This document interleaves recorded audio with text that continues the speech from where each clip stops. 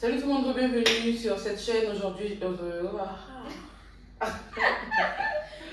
Salut tout le monde, bienvenue sur cette chaîne. J'espère que vous allez bien. Ça fait longtemps, je sais, mais ne vous inquiétez pas, je suis de retour et de retour pour rester. Aujourd'hui, je vais me présenter. Pour ceux qui ne me connaissent pas, je m'appelle André Pejitchaï. J'ai 26 ans. J'ai Ubuta.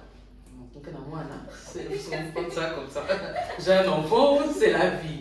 Voilà, donc je suis à Accra, j'étais étudiante. Là, je me cherche un peu, en fait, c'est moi avec le moyen de bon. Donc, voilà. Et voilà, je vais vous présenter mon invité du jour, qui n'est autre que... Mitch Merveille, une étudiante au Ghana, entrepreneuse, businesswoman et par temps partiel mannequin. Merci. Les vraies choses. Ah, les choses de la gloire. Alors, comment tu vas? Ça va bien, ça va très bien. En tout cas, on est là avec plaisir. Donc, on va parler d'un sujet qui nous tient un peu à cœur. Je pense que ça va beaucoup nous faire plaisir et vous aussi parce que ça va remémorer un peu des souvenirs. Grave. Et puis récemment, même sur la toile, il y avait un sujet là, le bac. On a délibéré le bac au pays. Ah oui, récemment. C'est vraie chose. Je te dis, je suis allée sur Google, j'ai vu que les statistiques disaient que 44,6% des étudiants congolais ont eu leur baccalauréat avec mention assez bien passable et autres. En tout cas, on était à on félicite. Félicitations, c'est pas facile parce que le bac là, c'est quand même quelque chose. Je vous dis pas. Comment c'est passé? Me concernant, vraiment, ce n'était pas une histoire facile, c'était pas une affaire facile là. On raconte comment ça s'est passé pour Ma toi. soeur, En tout cas, avant que tu passes le bac, la période de la préparation, là, comment c'était? Bien sûr. Bon, en fait, pour moi, c'était un moment très stressée. J'étais vraiment stressée, j'avais tellement peur, j'avais toutes les émotions mélangées en moi. J'avais peur, j'avais le trac. Je me disais, et par rapport aussi à ma situation, de toute façon, je vivais à la maison, j'avais tellement envie d'obtenir le bac. Et pour bizarre, au moins, je n'ai jamais raté au bac des examens. Et tout donc, ça. je me disais que si je rate ça, comment je vais être? Est-ce que ça va m'affecter? Vraiment, c'était des émotions mélangées. C'était vraiment super cool, vraiment. En tout cas, j'ai beaucoup appris. Je faisais des TD avec les amis. Vraiment, j'avais même un peu de liberté, hein, je vais pas dire, parce qu'on me cachait trop à la maison. Mais pendant l'examen, mon père me laissait un peu aller travailler avec des amis et tout. Je me rappelle bien, je n'avais pas le téléphone. On m'avait acheté le téléphone juste à cause de l'examen. Les autres, moi, le téléphone, on m'a promis ça après le SEC, j'ai pas eu. Le BEP aussi, j'ai pas eu. Après le bac, j'ai toujours pas eu. Ah bon?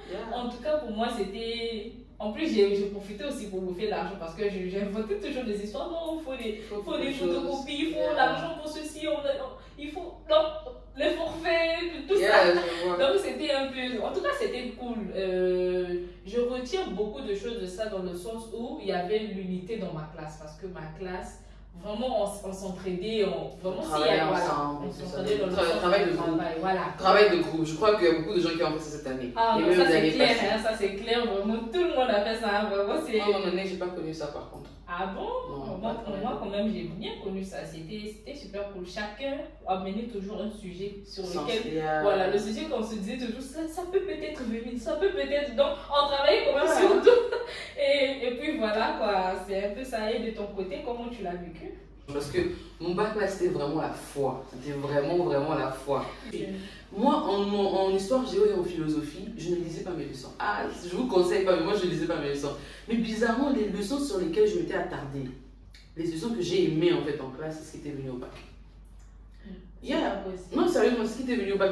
Donc ma préparation, je ne vais pas dire que c'était comme si je lisais beaucoup, mais c'est la grâce quoi. Wow. Non, j'étais aussi bête, j'étais moins intelligente. C'est juste que j'étais pas trop concentrée sur ça. Mais par contre, je regardais beaucoup les séries, là, les novellas, les Violetta de l'époque et tout ça. Et à force de regarder ça, moi, je me suis rendu compte que je ne révisais pas assez. Déjà que je ne révisais pas déjà, donc imaginez que les séries, comment c'était. Et c'est là que je me suis dit, bon, la série, là, ne va aller nulle part. Laisse d'abord la série, concentre d'abord sur le bac. Me concentrer là aussi, c'était sur les leçons que j'aimais. Mais Dieu a fait grâce, c'est ce qui est venu. J'ai même rêvé d'un sujet qui était venu au bac. Je ne te demande pas, Dieu m'a montré, il m'a montré. Et puis, j'ai payé la dîme à l'église. Donc, j'avais dit à Dieu, si j'ai le bac, je vais toujours payer ma dîme. Ah, mais ça c'est clair, c'est toujours... Moi, c'est bizarre, moi, avant mon examen, je pense que j'avais fait une prière à Dieu concernant mon bac, parce que je me disais que, ah Seigneur, si tu ouvres les portes du bac, je pense que je vais commencer à te prier cette petite promesse à Dieu pour nos examens. C'est bizarre, hein? Je ne sais pas si vous avez déjà fait ça, mais vraiment, je pense que c'est très intéressant et c'est des beaux souvenirs, quoi. Le bac était vraiment, c'est pas trop facile, mais c'était quand même abordable pour moi parce que j'ai pas trop souffert pendant l'examen et tout ça. J'ai pas eu les groupes comme l'autre, j'ai pas travaillé avec les groupes où on a vu les sujets à l'avance, mais Dieu a fait grâce, c'était seulement la foi. Par contre, l'attente des résultats était beaucoup plus stressante pour moi. Mais dis-moi, Mich, comment ça s'est passé pour toi? Bon, moi, me concernant l'attente, bon, c'était vraiment plus stressant aussi. C'était aussi stressant, je ne vais pas mentir. Parce que je me posais tellement de questions, je me demandais, est-ce que je vais avoir? Si je n'ai pas, qu'est-ce que je vais faire? Est-ce que je vais encore reprendre? Est-ce que je vais faire avec mes anciens collègues? Le stress de tout ça là, vraiment, ça me montait à la tête. Et je me disais, est-ce que je vais repartir à la même école pour reprendre tous les mêmes professeurs? J'avais tellement peur, j'avais la honte. Le jour du jugement, le jugement dernier. Et j'étais tellement sûre que j'allais repartir à l'école parce que mon père n'est pas du genre à te changer d'école, tu vois. Il te met là, tu restes là jusqu'à ce que tu finisses. Si l'école, même terminale là-bas, tu vas finir toutes les classes. Tant que tu n'as pas fini les classes là, il ne peut pas te changer d'école, il n'est pas dans ce genre-là. Donc l'attente était un peu stressante pour moi. Et le côté de la délibération, quand la délibération est arrivée, parce que je ne sais pas si vous connaissez, si c'est toujours le même système, je pense que c'est toujours le même système, le système d'envoi des résultats par message, par le système. J'ai vu ça parce que même mes petits frères ont reçu leurs résultats par message. Oui, parce que MTN et RTL, non, je pense. Oui, RTL. Moi, à l'époque, j'avais la SIM MTN, donc j'avais reçu le message par message. J'avais reçu ma délibération par message. Ah, moi je suis allée au cybercafé pour aller voir les résultats. Je suis allée à l'époque. Moi, ma part, vraiment, c'était par téléphone. Et je doutais tellement parce que je pense que c'était la première année où ils avaient commencé le système par message. Okay. Donc, je me disais, est-ce que c'est faux? Est-ce que c'est... J'ai dit non. Tout le monde disait non, c'est vrai, c'est comme ça maintenant qu'ils délivrent, tout, c'est vrai.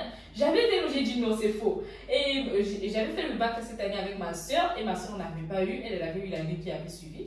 Elle n'avait pas eu le message. Je me suis dit non, peut-être que tu sais, MTN, il a bugué. Ok, ils n'envoient pas ceux qui ont eu le bac, ceux qui n'ont pas, voilà, ils n'envoient pas. Ceux qui n'ont pas, tu vois. Ils n'envoient pas de message. Voilà, ils n'envoient pas de message, juste à ceux qui pas les formaliser, je sais pas ce qu'ils font. Voilà, donc j'étais stressée, j'ai dit non.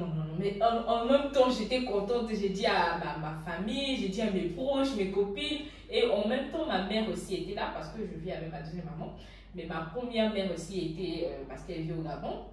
Et elle était et l'autre story time. La même année, elle était là, donc elle était tellement contente et je suis juste allée la voir aussitôt. Je suis allée voir les amis, puis le lendemain, je pense que je suis allée à l'école pour aller revérifier. Imagine un peu, je vais à l'école toute fiéreuse, la tête. Genre, tous les professeurs qui te faisaient un peu la quitte. Genre, il y a les profs là, ils sont maintenant, ils sont contents. Ils sont fiers, ils voient notre élève. Ok. C'est la partie là. C'est ça. Et de ton côté, comment ça s'était passé? Pour la délibération du bac, moi j'avais peur de ne pas avoir mon bac parce que l'année là il y a eu beaucoup d'émeutes, comme je disais au préalable, entre les élèves des écoles publiques qui venaient frapper les autres. Je pense que mon école aussi avait eu une attaque concernant les écoles publiques. Nous aussi on a eu ça. Et moi par contre, c'était carrément le dernier jour du bac. En fait, il y avait trop de fuites, je crois, un truc comme ça. Je ne sais pas si c'était vrai, mais en tout cas, c'est ce qu'on me disait à l'époque là. Et du coup, le dernier jour, tu t'imagines qu'en pleine école, genre on a fini d'écrire, on n'a pas fini, on devait aller le matin. Mon pote m'a dit non, le bac est annulé. Imagine un peu. Non. Je ne demande pas, non, le bac est annulé. Je dis attends. Si le bac est annulé, ça veut dire qu'on va refaire le bac ou bien que c'est une année blanche. Parce que ça, on appelle année blanche. Oui. J'ai dit là, je ne peux pas rester, je ne vais pas repartir encore en arrière. Imagine. J'ai fait des plans, je dois aller à l'étranger, je dois aller en France, je dois aller. Donc, viens à mon camarade, mais c'est pas qu'à mon camarade. Comment ils m'ont dit non, c'est pas possible. Dernier jour du bac, je me suis entêtée, je suis allée à l'école. Mon centre, c'était la Martinière. Quand j'arrive, et la Martinière, tu vois, c'est placé entre deux écoles publiques. Oui, je m'en souviens. Poitiers Bernard et LVA. Voilà, LVA. Ah Dieu. Leur bagarre finissait toujours là-bas. Donc Poitiers Bernard et LVA, ils ont créé des trucs là et tout. C'était vraiment chaud.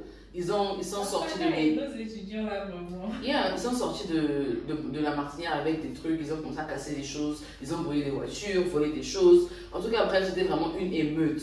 Et du coup, moi, je me suis dit, c'est sûr que je ne vais pas avoir le bac, pas parce que je ne suis pas intelligente, comme on a maillé là. Moi, je suis moins intelligente, je suis allée à l'école, donc voilà.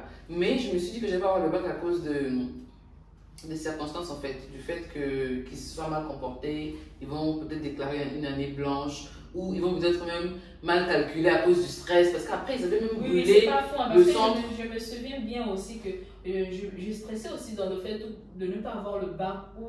Parce que je pense que j'avais fait une erreur de nom. Tu sais, souvent, à l'examen, quand tu n'écris pas bien ton nom ou ton code, ta note Et moi, j'avais une très vilaine écriture. Je me demande parfois comment ils ont fait pour lire. C'est vrai que ça compte. Ça compte beaucoup.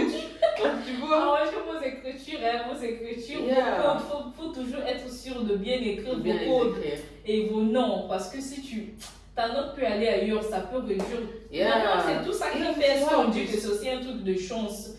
Parce que si tu fais une erreur comme ça, là, tu te rends même pas compte. Je suis totalement d'accord avec toi. Tu veux du thé? Oui, merci. On a 2 thés ici, on a beauty et on a verveine orange, tu crois. Je pense que je prends verveine orange parce que l'orange, ça me dit un peu. Non, mais sincèrement, tu sais, moi j'avais plus peur au sujet de. Comment ça s'appelle c'est la DST. Comment ils appellent longtemps on gardait les documents, ceux qui ont eu le bac, le BPC? C'est la DST, non? Non, je sais pas. Ils avaient brûlé ça dans une commune là. J'ai dit Seigneur Jésus. Et des choses comme ça là, vraiment, ça veut. Tu vois, je sais pas qu'on appelle ça. Des choses comme ça, je me suis dit, c'est l'année où j'ai eu mon bac. Moi je suis malade. Mais c'est. Moi je suis une grande. Oui, hein. Mais tu as été vraiment chanceuse avec tous ces soucis que tu as eu à faire. J'ai tellement eu peur. Je me suis dit, mais Seigneur Jésus, les choses là, vraiment, c'est des choses de. En plus, on connaît notre pays. Imagine un peu, on peut vous dire de refaire l'année.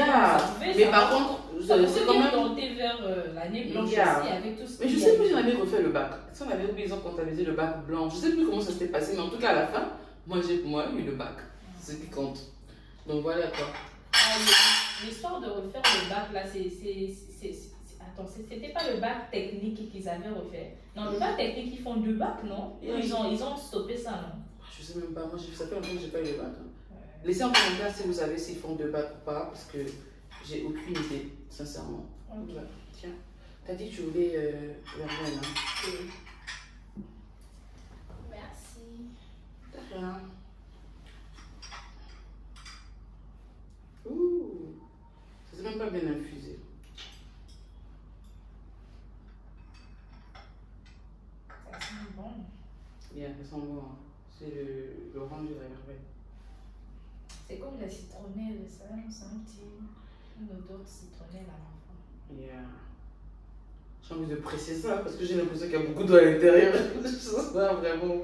Bref, faut toujours pas faire la classe. Sinon, si j'étais sur mon seul, quand c'est une pressière depuis. Bref.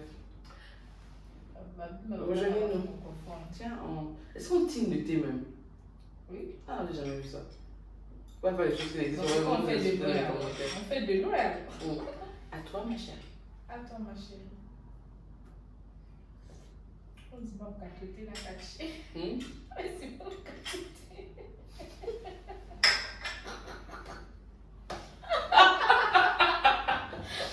Pardon. Franchement. Je sais faire genre, hein. Faut faire genre dans la vie, ça importe. Bref, on en parle de façon ironique juste pour apporter un peu de l'humour, de la joie autour d'un sujet qui est quand même sensible parce qu'il y a des gens. Mon année, l'année où j'ai eu le bac, je me rappelle que j'ai fait un bac littéraire. En série C, il y a un garçon le plus intelligent de l'école, pour moi en tout cas, parce qu'il était trop intelligent qu'il avait raté son bac. Donc c'est quand même un sujet un peu sensible parce que c'est pas tout le monde qui a le bac, c'est pas ceux qui méritent souvent qui ont le bac. Non, je veux pas dire ça, ça fait trop comme si je dis que non, c'est pas bien. C'est pas ce que je voulais dire. Ce que je voulais dire, c'est que il y a des gens, même ceux qui méritent, qui n'ont pas le bac, quoi. Ça arrive, donc c'est quand même la vie à l'envers. C'est quand même Dieu. Comme on dit chez nous, la vie à l'envers. Je vous dis, donc c'est quand même Dieu. Donc voilà, pour ceux qui ont eu le bac, on vous félicite. Bienvenue dans le monde des adultes. Vous allez comprendre ce que c'est que la vie. Vous n'avez encore rien vu. Vous voulez sortir des parents. Attendez, vous allez voir ce que vous attendez. Voilà. Pour ceux qui n'ont pas encore eu le bac, Mitch, t'as un mot pour eux? Je veux juste vous encourager, en fait. Comment dire, c'est une expérience qui fait toujours mal, forcément. mais c'est pas pour le fait que tu vas vouloir te faire du mal ou vouloir mourir, quoi, parce qu'il y a beaucoup de gens qui, quand ils n'ont pas d'examen, ils veulent mourir, ils se mettent à faire des trucs pas bien fumés. Personnellement,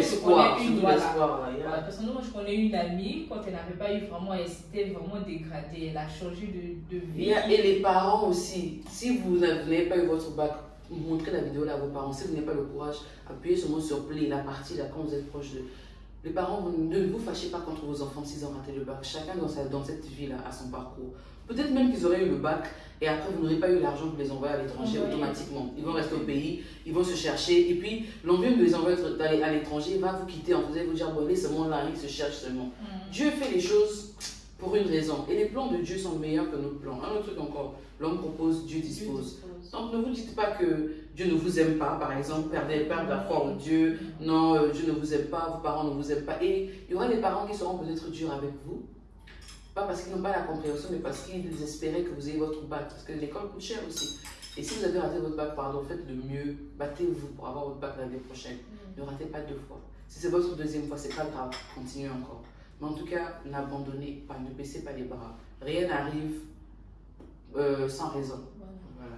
Donc, en tout cas, bonne chance à vous et on vous souhaite au prochain bachelier l'année prochaine.